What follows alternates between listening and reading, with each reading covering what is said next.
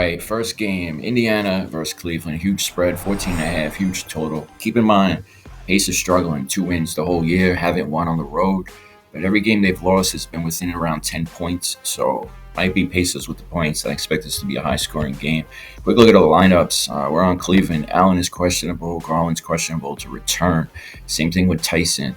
He's been concussed. He's been out a few games. Indiana, basically, Neesmith, I think he's been out a few games. Other than that, everyone else has been out. Now, there's a lot of boosts going around, so make sure to take advantage of them boosts. Fanduel, Draftkings, whatever sites you have available. Another trick besides boosts, you can wait till the game starts, live bet it, the odds will come back up. So a play like this, if you don't get an assist right away, the odds will get better. Just pay attention. You gotta, read the game and see how things are going. Don't just see a line and jump on it. But first up, Siakam over 3.5 assists, minus 150, right? 7 in that last game. 3 games before that he missed it, but it's a decent hit rate, 64%, 9 of 15. Cleveland, middle of the pack against assists, ranked 19th. Through power forward, a bit of a weakness, ranked 28th. Now, something I did notice, Mathurin's been out. Well, he just came back. He's been back for about 3 or 4 games. So I went and checked games with Mathurin because we all know he's a scorer. He's going to put up 20. Games with Mathurin, 3 out of the 4 since he's been back. He's cleared it. The one he missed was versus Detroit. They got a good defense for assist. So, yeah, I think he should get 3.5. His insight says negative. He won't clear it, but that's at 4.5 if you look. That's on small forwards. Power forwards that don't look that great. I don't know. I just think Siakam is going to get 4 assists. Over 1.5 threes as well. He's butting up a couple, some games more than others. He's hit it 3 games in a row. Like I said, I believe it's going to be a high-scoring game. Both defenses aren't that great. Minus 138. Books is saying he's going to get it as well. Let's keep going. Mathurin's points. 19.5, minus 138. He's a small forward. Every game he's been back so far, he's cleared that. Check out the to the small forward position, ranked 24th. It's in green. That usually means go. He's playing plenty of minutes, putting up plenty of shots. He's putting up plenty of threes. He's exceeded 19.5, 5 straight games, averaging 27. Small forward, though, look at that. Points defense, a lot of red dots, but we shall see, right? Check out his threes real quick, over 1.5. Still, nice and juice. Use a boost if you have to. Overall, 15th to the small forward, 28th. 4 in a row. So like I said, he's putting up a couple attempts. He's exceeded 1.5, 5 straight games. Small forwards have not really been hitting it.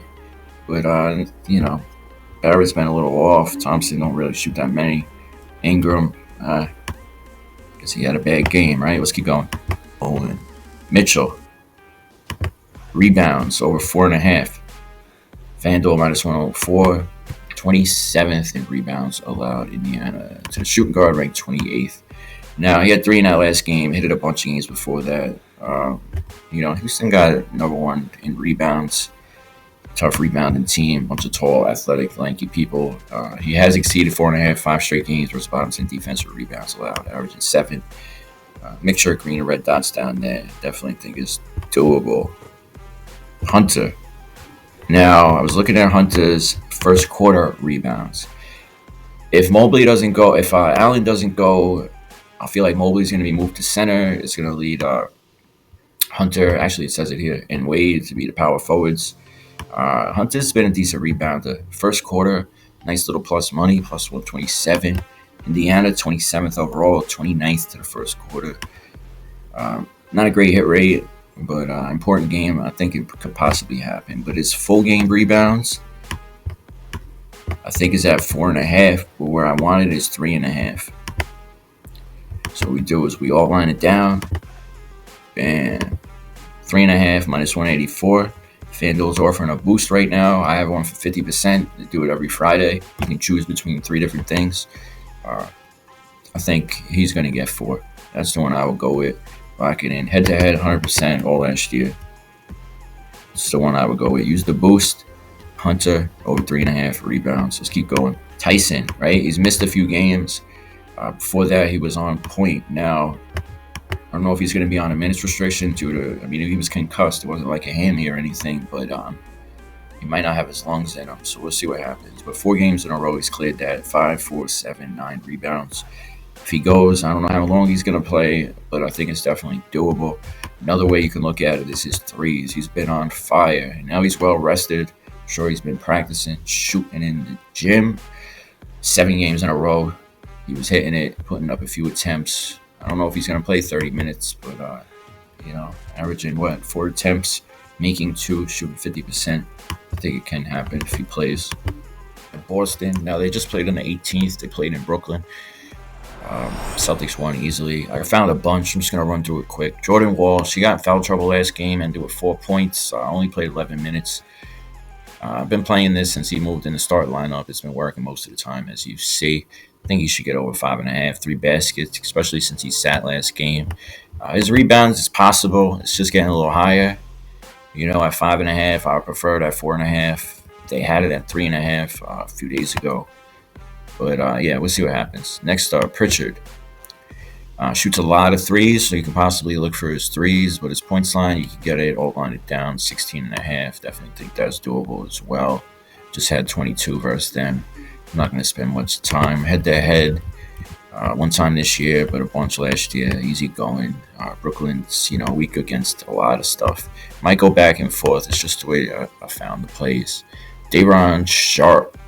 Points over 5.5, 3 baskets, -141. Now to the center position, Boston's been a little weak, second overall. Points allowed, but to the center, ranked 26. Now it's on head-to-head.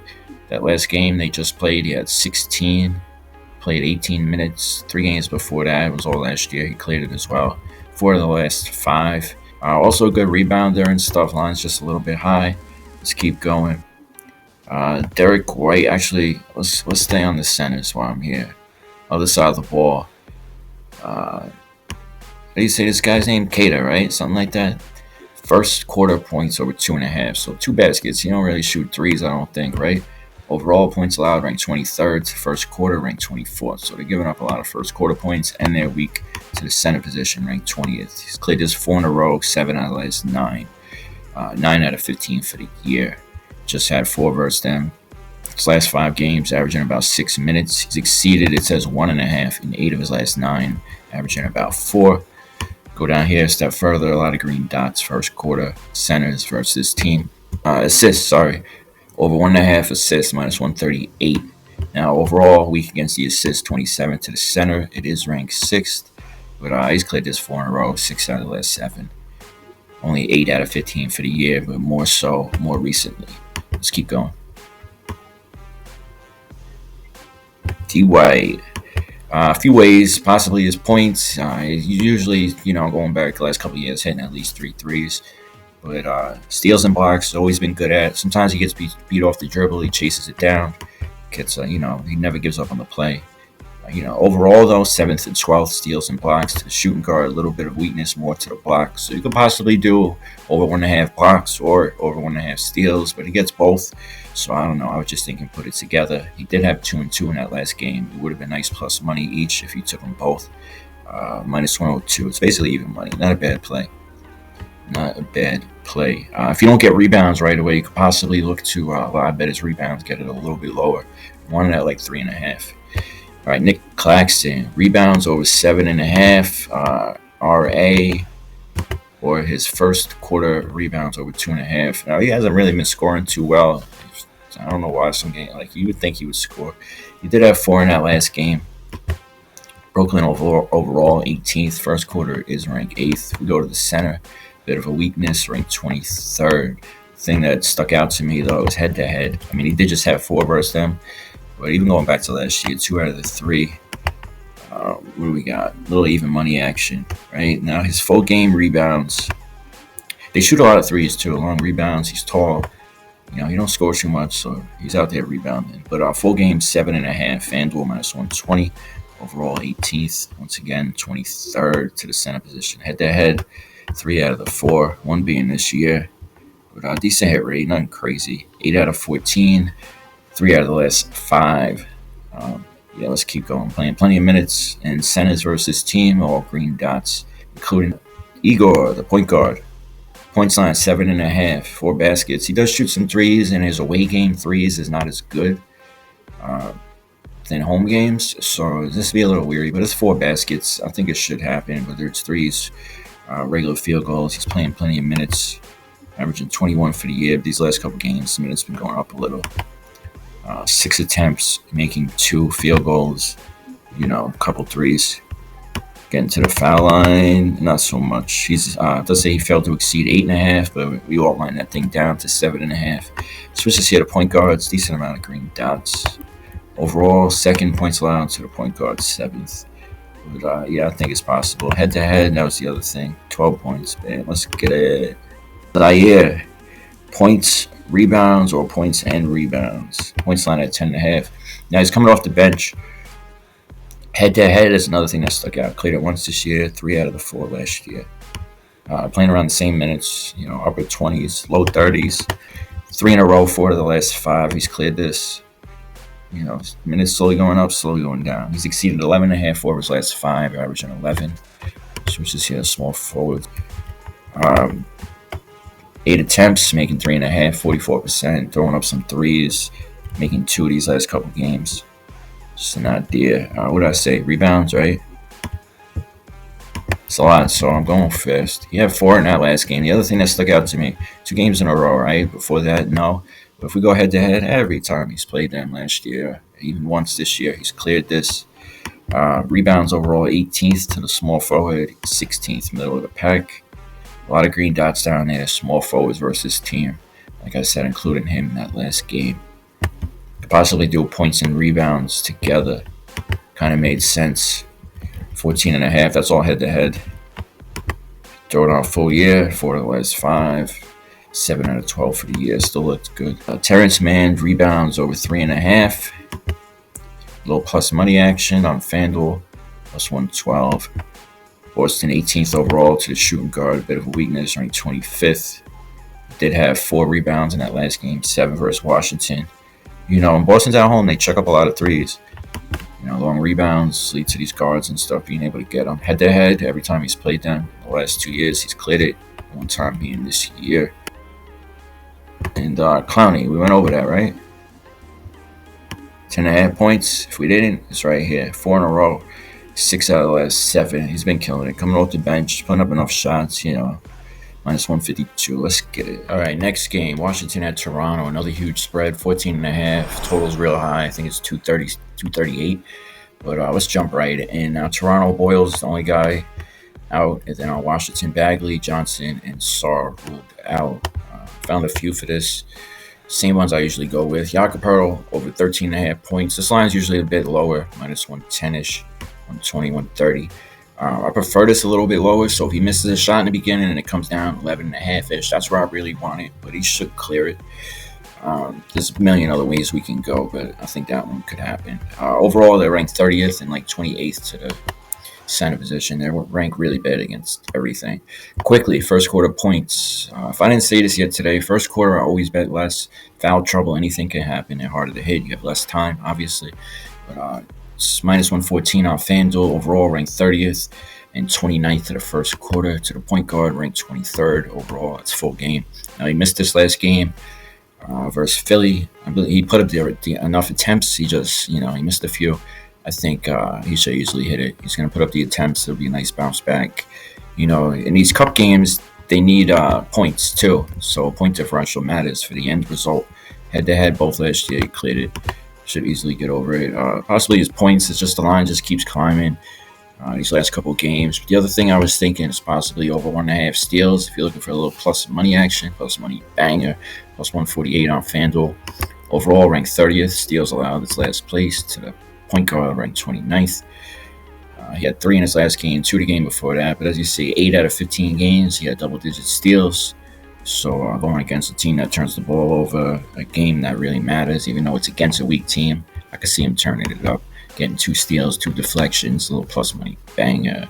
RJ Barrett over 3.5 assists. Been playing this for a minute. Used to always play his rebounds last year. This year he's been off with that. Must be the way the team's situated.